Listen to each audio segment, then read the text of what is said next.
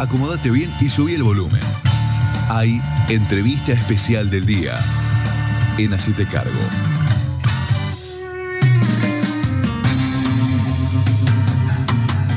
En línea está Julio Chávez, actor, director, pintor. Hace poco, creo que su última visita a Mendoza fue con motivo de su arte plástico, por supuesto, docente desde hace mucho tiempo y uno de los actores más respetados y más impresionantes que ha dado la Argentina. Julio, ¿cómo te va? Buenas tardes y muchas gracias por atendernos. No, por favor, es un gusto para mí y me hago recargo. Bueno, bárbaro, nos encanta entonces. Bueno, Julio, venís con Red, que es una obra que está ya en el Teatro Plaza, en el Centro Cultural allá en Buenos Aires hace un tiempo. Viernes 29, sábado 30, aquí en el Plaza en Godoy Cruz, ¿no? Sí, señor. Tenemos el gusto, yo tengo el gusto de volver a trabajar ahí.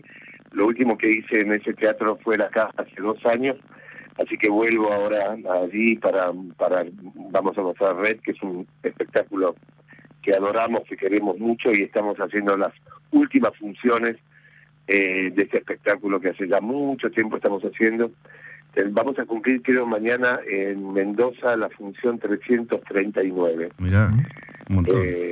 Muchísimo. Así que, bueno, si tenemos el gusto de presentarlo allí, y estamos muy contentos, obvio.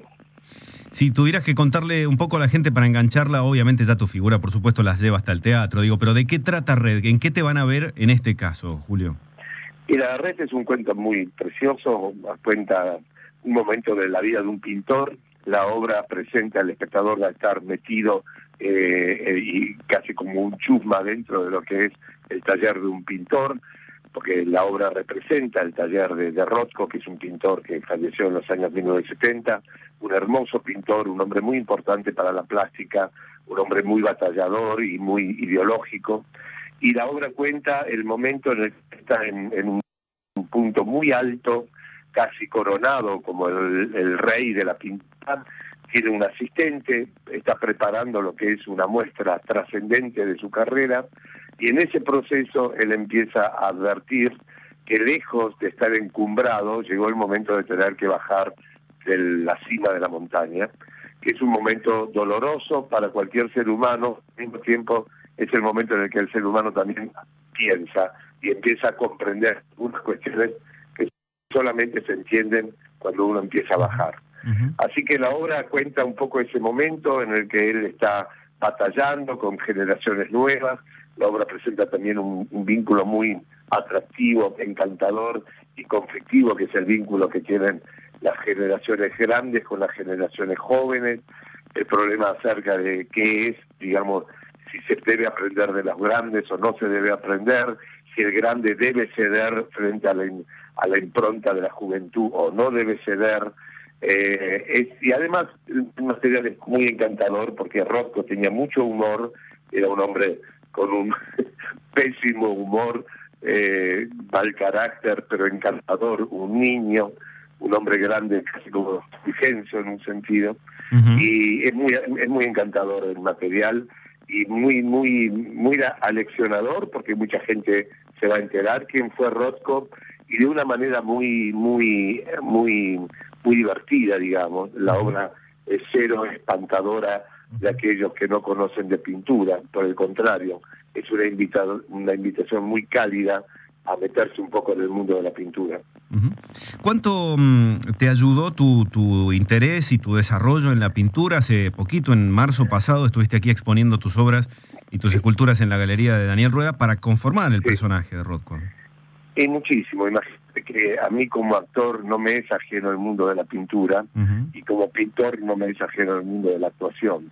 Y en este caso, Red, que es lo que vamos a presentar mañana, es un material que me permite a mí que hable mi pintor y mi actor al mismo tiempo, que el pintor ayude y le dé letra al actor y que el actor ayude y le dé letra al pintor. En ese sentido, yo te diría que es un material que ha sido y es un regalo para mí, para el momento en el que estoy, y también para el momento en el que estoy como ser humano, porque yo ya tengo 58 años, de manera que la obra, de alguna manera, me está obligando a ensayar algunos temas que, si bien no son del presente, tampoco son de un futuro muy lejano. Así que, como siempre, la actuación te ayuda a ensayar aún la muerte. Mirá. Te va preparando. Mirá qué bárbaro. Julio, ¿qué tal? Sí. Gonzalo Arroyo Hola. te saluda. ¿Cómo te va? Ahora que estás hablando un tema de los puntos de vista dentro de lo que es la obra, creo que Red tiene ese tema de quizás la obra es sobre los puntos de vista, porque hay un tema en algún momento sobre el color rojo, que para Rothko significa una cosa y para su ayudante otra, sí, que viene como una especie de metáfora quizás. La pregunta viene a partir de eso. ¿Vos pensás que eso pasa también en el ambiente actoral? Si eso pasa también en los métodos que se utilizan en el teatro, este tema de los puntos de vista sobre la problemática. Por supuesto que sí. Los sismos en el teatro también han sido constructores de cabezas y cortadores de cabezas, sin lugar a dudas. También en el mundo de, mira, hace unos 25 años apareció el clown como gran expresión, que era una expresión ya vieja, pero es como que resurgió el tema del clown. Y de golpe aparecieron muchos grupos talentosísimos, de muchos pibes sobre todo, gente muy joven, que tomó la expresión del clown como si eso fuese a resolver el problema del teatro. Se transformó el clown en una especie de expresión donde todo era como el curry. En una época, en los años 80, se ponía todo curry, pollo con curry, arroz con curry, todo curry, porque el curry era como que de golpe apareció el curry. Y sin lugar a dudas, ¿entendés? Creó un conflicto muy grande, ¿no es así? Algunas personas ya con otras metodologías se enojaron, dijeron, pero no puede ser que todo sea clown, que se creen que van a resolver los problemas de Shakespeare todo con clown. Y esto es histórico, digamos, siempre, digamos, las batallas, los puntos de vista se pelean, lo que en un taller enseñan, en el otro taller lo dilapidan, aparecen los nuevos ismos, aparece el expresionismo, y después aparece el surrealismo, y después aparece el realismo, y después vuelve a aparecer nuevamente esto. Y es una cosa tan atractiva, porque sin lugar a dudas, digamos, es manera también de mantenerse vivo, y de mantener vivo el problema. Porque el problema siempre es el problema, y necesita soldados, ¿no es así?, que enarbolen banderas, ¿no es así?, y que se peleen. Y que eso también es muy hermoso, porque son puntos de vista, ¿no es así?, y son tensiones, y también construyen injusticias, ¿me comprendés? Muchos seres humanos quedan dilapidados y después vuelven a ser recuperados después de muchos años y vuelven a ser revalorizados en sus luchas. Pero para que eso pase muchas veces tienen que ser enterrados. Es una cosa inevitable. Julio, recién hablabas con Gonzalo de los puntos de vista y ahí en Red se da entre los dos protagonistas, entre el pintor y el ayudante en el atelier. Sí, sí. ¿Qué pasa cuando esos puntos de vista se dan en el trabajo de la cocina, de la obra, del cine, de la tira para TV, con el director, con el productor? Vos has estado en los dos asientos, has filmado con gente con la que creías que no te ibas a llevar para nada bien y terminó siendo una sorpresa para vos y me parece para Caetano también. Sí. Es que es exactamente lo mismo, ¿sabes? Lo que pasa es que a diferencia de la pintura, en el momento del pintar, si bien estás atravesado por tu contemporaneidad, por tus colegas, por lo que has visto, etcétera, etcétera, el acto es privado. En la actuación y en el métier del cine, del teatro, de la televisión, ahí empezamos a hacer muchos más en el partido. Y se vuelve más complejo y al mismo tiempo más dinámico y al mismo tiempo más movediza las tierras, porque tenés que resolver, es como hacer un cuadro entre varios. Y eso es muy complicado. Y finalmente hay experiencias donde a veces finalmente prima el punto de vista del director, a veces prima el punto de vista del actor, a veces prima el punto de vista del productor, o a veces una combinación de puntos de vista. Lo que sí sé es que la expresión del cine, del teatro, de la televisión, algunos gobiernan y otros tienen que hacer caso. Es muy difícil la democratización absoluta de las miradas en esos espacios. La figura del director, la figura del actor, alguno va a primar. Y vos en tus años de docencia, ¿qué le recomendás a aquellos que ves con ganas de improvisar y desafiar en algún punto esa autoridad del director, siempre con la intención de enriquecer, claro, ¿no? Mira, yo brego e intento pensar y mantener muy abierto el tema del que estamos hablando en este momento. Me parece que es un tema que no se lo puede cerrar con ningún consejo, sino que es un tema que constantemente está en ebullición y que produce movimientos. Advierto a aquella persona que estoy entrenando que no van a poder resolver el problema, sino que entrenarse y el oficio es saber meterse en el problema, ¿no es así? Es saber qué está pasando.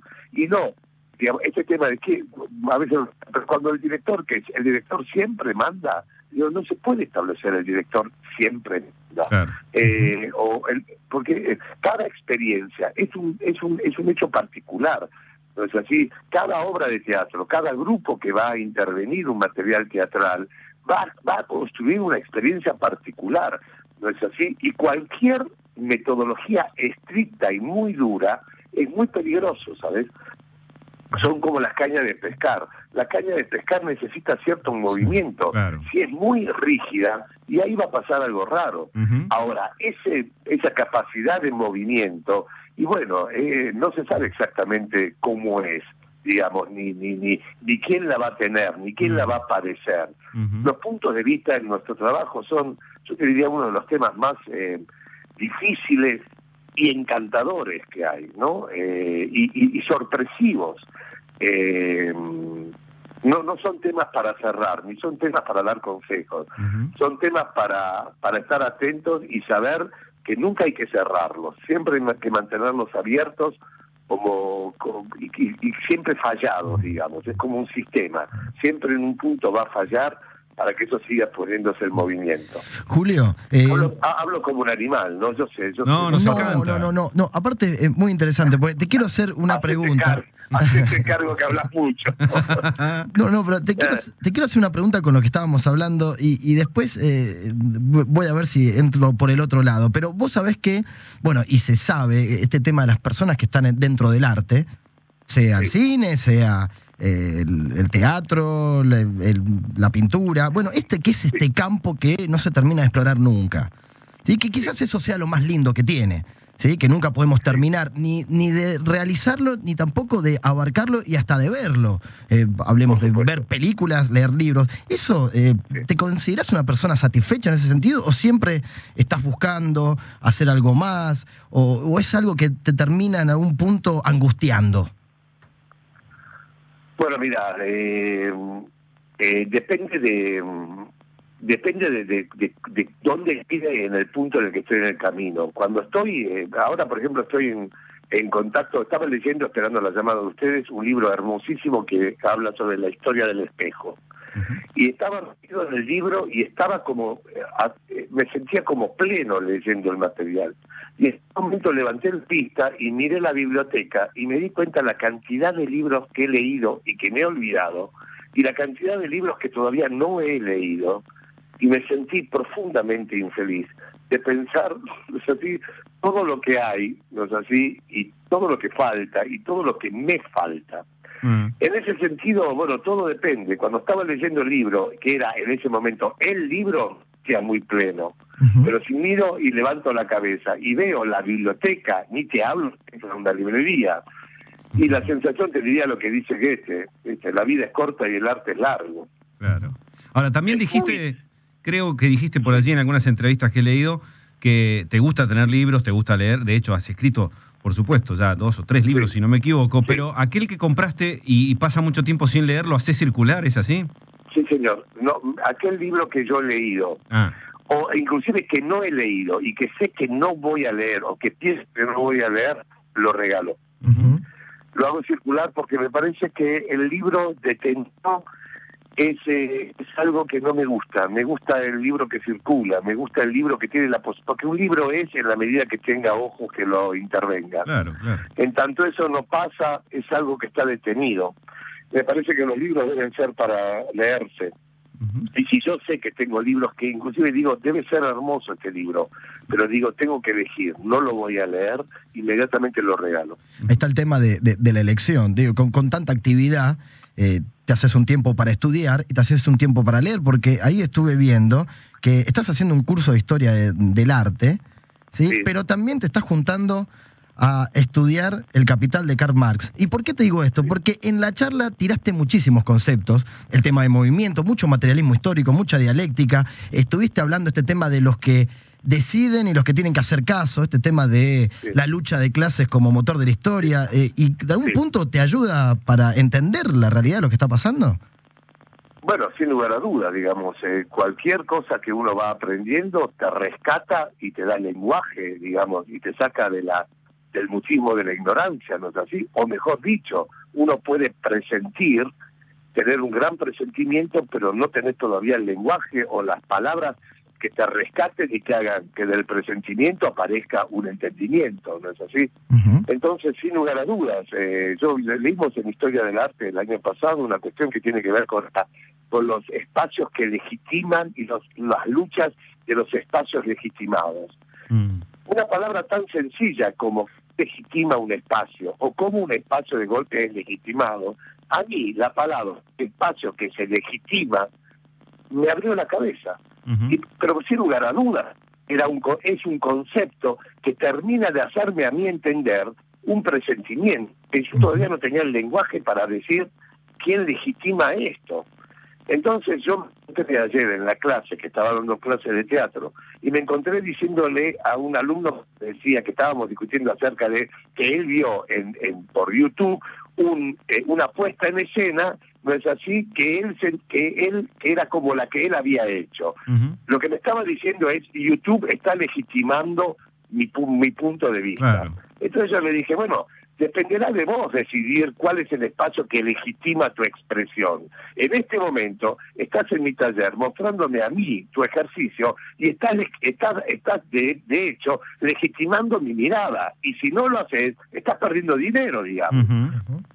Entonces, esa situación, ese concepto de legitimar, es un concepto que yo leí, que lo expandimos en la clase de esa vez, y yo me sentí sumamente agradecido. Yo dije, bueno, tengo un elemento más en la cocina, tengo un pequeño artefacto en mi cocina que me va a ayudar a comprender mejor esta cocción que yo llamo la existencia. Además, entonces, sin lugar a dudas, y hablo de esto, de la lectura, y otro lo tiene, porque el padre es tornero, y de golpe en la tornería del padre, él comprende y entiende algo. A lo que me refiero, lo que quiero expresar por las dudas, es que no solamente la lectura, o la formación cultural o intelectual, a veces es la vida, a veces es la calle, a veces es comerte una pizza con doble mozzarella con un compañero en la esquina y ves una situación popular absoluta que te rescata y te da lenguaje, lo que sea. Julio, digamos, hay infinidad, ¿no? Estás entrando en la boca de Julio, ¿no? No, te digo, estás entrando en un terreno en donde estás muy cerca de otra cosa que respondiste en una entrevista que te hicieron en Rolling Stone y que a mí me gusta mucho, y de paso conocemos un poquito más sobre tu vida personal. Tu papá era carpintero, judío alemán, llegado desde la Europa en la época de la posguerra, imagino, de la Primera Guerra, ¿no? Sí, unos años antes de la Segunda Guerra Mundial. Ajá. ¿Y vos alguna vez le dijiste a Alejandro Ceselowski en la Rolling Stone cómo era tu viejo como carpintero y qué te había enseñado la estructura de los muebles que hacía tu viejo, que era tan poco particular, me parece? Mi padre era el peor carpintero que yo he visto en mi vida. Era vergonzoso como carpintero. A mí me daba pudor cuando yo la que le tenía que ayudar a llevar los muebles, porque siempre él se ocupaba de ver cómo podía enderezar cómo podía enderezar el estante que le había quedado un poco chingado, ¿sabes? Siempre y como el asunto era que había que comer, entonces él hacía cualquier cosa como para realizarlo hasta cobrar un trabajo que sin lugar a dudas estaba fallado. Mi padre era el hombre más tierno y más gracioso del mundo. Era un ilustrador de muebles extraordinario. Ese era realmente su oficio. Yo recibía un mueble del estilo y lo devolvía como si fuese una joya. Eso era lo que él sabía hacer. Pero le sumó la carpintería para poder ver a ver si se podía comer un poco más. Entonces le sumó ese oficio que no lo aprendió del todo bien. Y a mí me parecía que era muy expresivo sus muebles, en la forma de sus muebles, con su naturaleza. Porque era un hombre... que el alma le hacía torcer las cosas, ¿sabes? Pero era porque era muy afectuoso, era muy infantil, era algo como que no había terminado de madurar del todo. A mí como artista, esa falla de mi padre siempre me ha resultado muy expresiva de mi naturaleza, y al mismo tiempo, y esto también lo he comentado en algún reportaje, yo siempre he sentido que yo quería resarcir y quería revalorizar su falla y transformarla en una virtud. ¿Y cómo se te ocurrió hacer eso? Después todo esto apareció porque yo empecé de la pintura a inclinarme hacia la escultura y empecé a hacer cosas que me sonaban a madera falsa, con cartón. Empecé a construir algo que yo llamé mueblecito inútil, que era una especie de estructura que parece un mueble pero no es un mueble, que parece funcional pero no es funcional, que parece madera pero no es madera, que claramente es una cosa que parece un mueble, que es inútil y que no es un mueble, pero que es un expresivo. Eso yo lo saco de la experiencia con mi padre. De hecho, en esa exposición se la dediqué a él y dije esa palabra, que le agradecía su falla, porque la falla de él era la posibilidad de la expresión. Esa falla, esa falsa escuadra fue la que te abrió la subjetividad o la posibilidad de la expresión de esa subjetividad, pero me parece que sonaba muy relacionado con esto de la legitimidad como herramienta del tornero que no tiene otra cosa, o que no tiene un libro a mano en todo caso y tiene sus herramientas, y esas herramientas lo legitiman. Digo, la chuequera, la falsa escuadra, en algún punto habla de lo que debería estar derecho, por lo tanto te introduce al concepto de lo que se supone que tiene que estar derecho, pero además a vos te significó una especie de grieta donde vos te metiste ahí con cierta comodidad en lo creativo, ¿no? Es que la única posibilidad, digamos, lo que el ser humano es, ante todo, es fallado. Ante todo es una falla, y porque es una falla es que existe la posibilidad de cambio. Porque si no fuese falla, se terminó la humanidad. Y esa grieta, que nosotros decimos grieta, construye constantemente la fantasía de que en algún momento se la va a mejorar esa grieta, o a completar, o a rellenar. Pero por suerte siempre la naturaleza humana se sigue agrietando en otro lugar, que vuelve a permitir que el hombre, cambie, haga cosas, piense, no es así, tenga este movimiento tan hermoso, o que puede llegar a ser tan hermoso. A veces no lo es, pero muchas veces sí lo es. Yo en ese sentido soy un agradecido de haber encontrado a un genio como Pessoa, un gran autor, gran poeta, Fernando Pessoa, portugués, sí, que habla constantemente, pide perdón al sentido común, pide perdón al lenguaje correctamente dicho, pide perdón a lo gramaticalmente correcto, y va a decir, voy a tener que transgredirlo para poder articular lo que yo quiero articular. Entonces dice, yo comprendo que una persona dice, tengo ganas de llorar, pero yo prefiero al nene que sin poder articular eso dice, tengo ganas de lágrimas, porque tengo ganas de lágrimas expresa mejor la experiencia que tengo ganas de llorar. Aunque tengo ganas de llorar, es menos fallado gramaticalmente. Qué bonito. Yo, tomar contacto con eso, yo leo eso y me siento orgulloso de pertenecer a la especie humana. Bueno, yo creo que todo en algún punto tiene esa relación. No quiero pecar de Pancho Ibáñez acá, decir todo tiene que ver con todo, pero en algún punto vos mencionaste a Fernando Pessoa, que es un tipo que tiene heterónimos, y algo muy parecido a un actor probablemente sea alguien fingiendo ser otro, ¿no? Es que la única manera de que el ser humano se constituye es fingiendo que es otro. No existe otra posibilidad. ¿Y cómo se constituye un actor entonces en esa misma línea? ¿Cómo? ¿Y cómo se constituiría un actor en esa misma línea, digo? Es que el actor se constituye ante todo porque tiene la naturaleza del ser humano. Para mí hace de lo que es natural en el ser humano un oficio. Yo siempre pienso, nada de lo que yo hago, lo hago porque soy actor. Todo lo que yo puedo hacer es porque soy un ser humano. No porque soy un actor. Después existe un oficio que se hace con la materia prima del ser humano. Pero si no hay cosa, como yo lo he dicho en 20.000 reportajes, no hay cosa más hermosa para un padre cuando ve, entendés, que su hijo empieza a aprender a actuar. le dice, mirá cómo miente, mirá cómo se hace el enojado, mirá cómo se hace el contento, mirá cómo se hace la linda, mirá cómo se hace el travieso, ¿entendés? Y cuando el padre ve, o la madre ve, que el hijo empieza a usar caretas y máscaras, se queda aliviado, porque el chico empezó a ser un ser humano. Julio, para hablar un poquito Sí. sobre este tema de la intuición y la legitimación, o legitimar lo intuido. ¿Hubo un momento de tu carrera donde la intuición te falló y rechazaste el papel de un oso rojo de Adrián Caetano? Sí, iba a rechazar. Iba por eso, sí, por eso. La pregunta iba, ¿qué te convenció para que lo aceptaras? Y a partir de esta pregunta... Mis amigos cineastas y actrices o actores que conocían a Caetano y leyeron el libro me dijeron, vos no haces esto y no te hablamos más. ¿Vas a volver al cine? Como, si voy a volver, sí, acabo de filmar una película que se llama El Pampero, y voy a filmar a fin de año, después de hacer una miniserie que empiezo ahora en 15 días, voy a filmar una película de un libro de un autor que se llama Holguín, y que va a dirigir Daniel Barone. Así que sí, pienso, ya hice ahora una película y voy a hacer también a fin de año otra. Pero como digo yo últimamente, que me preguntan, bueno, últimamente se siente mucho menos la diferencia entre hacer televisión y cine.